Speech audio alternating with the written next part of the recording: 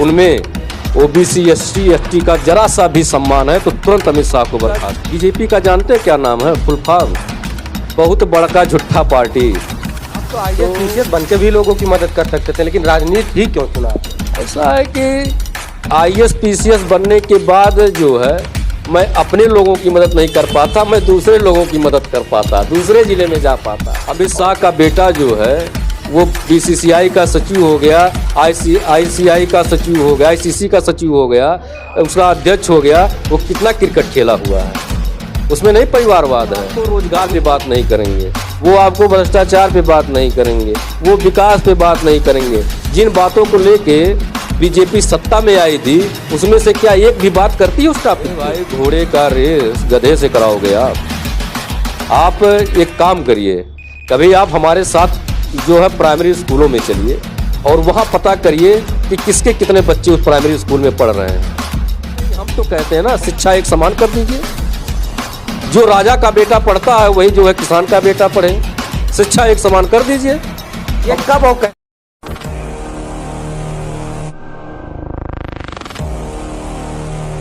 नमस्कार, मैं ऋतिक कुमार और आप देख रहे हैं द निर्मल अपडेट का पेशकश शो मुद्दे की बात। आज हमारे मेहमान हैं प्रभाकर वर्मा, जो कि समाजवादी पार्टी के जिला सचिव हैं। इनसे तमाम मुद्दों पर बात करने के किया जाएगा। पहले तो आपका शो में स्वागत है। बहुत बहुत धन्यवाद पत्रकार महोदय। अभी जो अमित शाह जी के द्वारा टिप्पणी की गई, इस पर क्या कुछ प्रतिक्रियाएं हैं आपकी? इसमें प्रतिक्रिया यही है कि भाजपा के जो लोग हैं ओबीसी एससी एसटी विरोधी वाली पार्टी है और वो लोग ये कभी नहीं चाहते हैं कि पिछड़े आगे बढ़ें, और इसीलिए जो है हमेशा वो लोगों ने बाबा साहब का अपमान किया है और संविधान को बदलने की बात करते हैं और जनता को सिर्फ और सिर्फ मूर्ख बनाने का काम करते हैं। वो आज आप लोगों के द्वारा देखा गया कि प्रदर्शन भी किया गया है और ज्ञापन सौंपा गया है, तो उसमें क्या कुछ मांगे हैं? क्या समाजवादी पार्टी के राष्ट्रीय अध्यक्ष, हम लोगों के नेता श्री अखिलेश यादव जी के आह्वान पर पूरे प्रदेश में आज अमित शाह के विरोध में ज्ञापन देने का काम किया गया है, जिसमें ये मांग की गई है तत्काल प्रधानमंत्री जी बाबा साहब अम्बेडकर का विरोध करने पे और उन पे अपमानजनक टिप्पणी करने पर अमित शाह को तुरंत गृह मंत्री पद से हटाया जाए और तत्काल बर्खास्त करें। अगर जरा सा भी उनमें ओबीसी एससी एसटी का जरा सा भी सम्मान है तो तुरंत अमित शाह को बर्खास्त करें। यदि मांगे नहीं पूर्ण होती हैं तो आगे क्या कुछ तैयारी है? हम लोगों की तैयारी बहुत अच्छी है। जैसा भी राष्ट्रीय अध्यक्ष जी का आह्वान आएगा, जैसा भी उनका आदेश होगा, हम उसी आधार पर काम करेंगे। भाजपा के लोगों का कहना है कि हम तो सबको साथ लेके चल रहे हैं। इनकी मानसिकता दूषित हो चुकी है। ये सिर्फ और सिर्फ जुमला फेंकते हैं और झूठ। इनका बीजेपी का जानते हैं क्या नाम है? फुल फॉर्म बहुत बड़का झूठा पार्टी।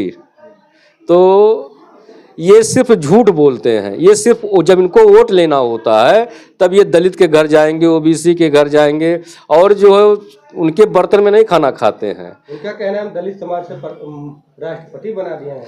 सिर्फ झुंझुना देते हैं, ये झुंझुना देने का काम करते हैं। आप देखते हैं कभी कभार जो महामहिम हमारी, वो महामहिम हमारी जो है प्रधानमंत्री के सामने खुद नतमस्तक होती हैं, जबकि संविधान में राष्ट्रपति का पद सबसे बड़ा है और राष्ट्रपति के सामने प्रधानमंत्री जी को झुकना होता है। लेकिन अभी आप देख रहे थे, एक मैंने फोटो देखा है कि अमित शाह जी बैठे हैं और प्रधानमंत्री जी बैठे हैं और हमारी महामहिम खड़ी हुई हैं।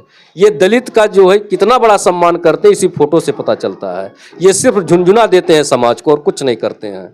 जिस पार्टी के आप जिला सचिव हैं उस पर लगातार परिवारवाद का थप्पा लगता है, उस पर क्या पूछते हैं? परिवारवाद कौन नहीं कर रहा है? आप बताइए हमको, किसकी पार्टी में परिवारवाद नहीं है? अमित शाह का बेटा जो है वो बीसीसीआई का सचिव हो गया, आईसीआई का सचिव हो गया, आईसीसी का सचिव हो गया, उसका अध्यक्ष हो गया। वो कितना क्रिकेट खेला हुआ है, उसमें नहीं परिवारवाद है।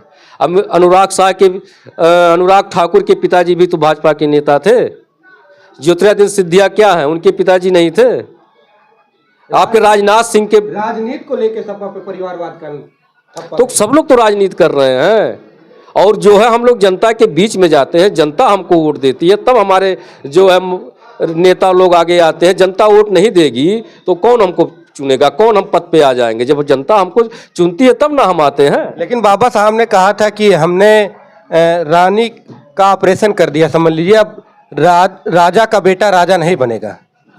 और लेकिन भाजपा कहती है, सपा उसी मुद्दे पे चल रही है, राजा का बेटा राजा बन रहा है, विधायक का बेटा विधायक बन रहा है, सांसद का बेटा विधायक बन रहा है। देखिए, हम लोग जनता के बीच में जाते हैं, जनता अपना मत देती है और जनता ही चुनती है। एक प्रकार से हम भी परीक्षा करते हैं, सिर्फ राजनीति में कोई परिवारवाद की बात करते हैं।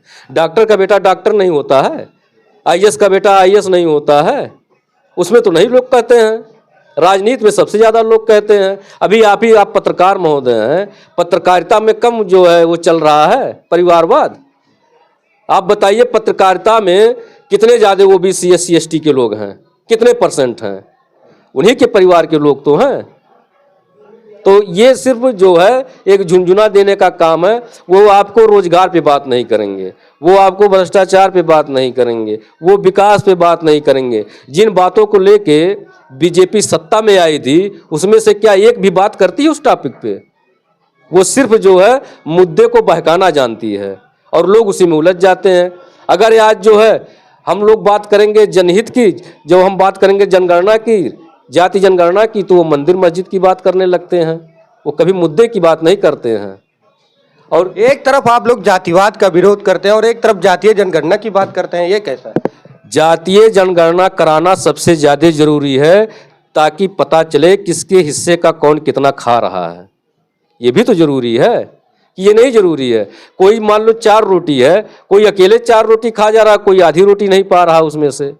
ये सबसे ज़्यादा जरूरी है। जातीय जनगणना लोग कहते हैं कि जो है आर्थिक आधार पर आरक्षण होना चाहिए, तो मैं कहता हूँ जातीय जनगणना करा ली जाए। जातीय जनगणना में पता तो चल जाए कौन कितना आर्थिक है, सबल है, कौन कितना निम्न स्तर का सबल है। पता तो चले कि कौन नाली खोद रहा है, कौन जो है ऑफिस में बैठा हुआ है, किस जात के लोग। क्या उनको समाज में जीने का हक नहीं है? देखा जाता है सोशल मीडिया पर कुछ लोग कहते हैं कि आरक्षण से योग्यताओं का हनन होता है, तो उनको लेकर क्या कुछ कहेंगे? अरे भाई, घोड़े का रेस गधे से कराओगे आप एक काम करिए, कभी आप हमारे साथ जो है प्राइमरी स्कूलों में चलिए और वहाँ पता करिए कि किसके कितने बच्चे उस प्राइमरी स्कूल में पढ़ रहे हैं। पता करिए कि कितने लोग प्राइमरी, कितने मतलब ओबीसी के बच्चे हैं, कितने जो हैं आपके जनरल कास्ट के बच्चे हैं, कितने ओबीसी SC ST के बच्चे हैं। प्राइमरी का बच्चा कॉन्वेंट के स्कूलों से रेस कर पाएगा? जहाँ सुविधाएं ही नहीं। हम तो कहते हैं ना, शिक्षा एक समान कर दीजिए। जो राजा का बेटा पढ़ता है वही जो है किसान का बेटा पढ़े। शिक्षा एक समान कर दीजिए। ये कब और कैसे होगा? शिक्षा एक समान कब और कैसे हो सकता है? जब जातीय जनगणना होगी और लोगों को नीचे से उठा के ऊपर आप लोगों के बराबर, सब लोगों को बराबर किया जाएगा। और जब हमारे लोग ऊपर जाएंगे, हम लोग जब राजनीति में आएंगे, ऊपर पद पे आएंगे, तब हम अपने लोगों के लिए काम कर पाएंगे। हमारे लिए कोई दूसरा काम नहीं कर पाएगा। राजनीति में आने के पीछे आपका उद्देश्य क्या है? राजनीति में अब मैं ये नहीं कहूँगा कि जो है मैं बहुत बड़ा समाजवादी विचारधारा का हूँ, या बस मुझे राजनीति अच्छी लगती है ताकि मैं अपने लोगों की मदद कर पाऊँ, और उसी के आधार पर मैं राजनीति करता हूँ। आप तो IAS PCS बन के भी लोगों की मदद कर सकते थे, लेकिन राजनीति ही क्यों चुना आपने? ऐसा है कि IAS PCS बनने के बाद जो है मैं अपने लोगों की मदद नहीं कर पाता, मैं दूसरे लोगों की मदद कर पाता, दूसरे ज़िले में जा पाता। और मुझे अपने लोगों से लगाव है, मुझे अपने ज़िले के लोगों से लगाव है, मुझे अपने गांव के लोगों से लगाव है। मैं उनके लिए काम करना चाहता हूं। क्षेत्रवाद, यानी कि आप क्षेत्रवाद कर रहे हैं। अब आप उसके लिए कुछ भी समझ ले। जिसके बीच में मैं रहता हूं उनका पीड़ा मैं ज़्यादा जानता हूं, और जिसके बीच में नहीं रहा हूं उनका पीड़ा मैं क्या जानूंगा। और लोगों को क्या कुछ संदेश देंगे आप? संदेश मेरा यही है कि बड़का झुटका पार्टी से लोग बचें और उसके जातिवाद से बचें। अभी आप देख रहे थे कि लेटरल एंट्री द्वारा कितने IAS बनाए गए हैं, लेटरल एंट्री द्वारा कितनी वैकेंसियां भरी गई हैं, आप तो जान ही रहे होंगे। और उसमें क्या जातिवाद नहीं है? कितने OBC ST बच्चों को आरक्षण का लाभ मिलेगा। तो इसीलिए कहते हैं कि बीजेपी हटाओ, देश बचाओ। अभी आप लोगों ने सुना, हमारे साथ थे समाजवादी पार्टी के जिला सचिव प्रभाकर वर्मा जी, जो कि अपने तमाम मुद्दों पे बात उन्होंने रखा। आप लोगों का धन्यवाद वीडियो पूरा देखने के लिए। द निर्मल अपडेट के लिए ऋतिक कुमार की रिपोर्ट। धन्यवाद।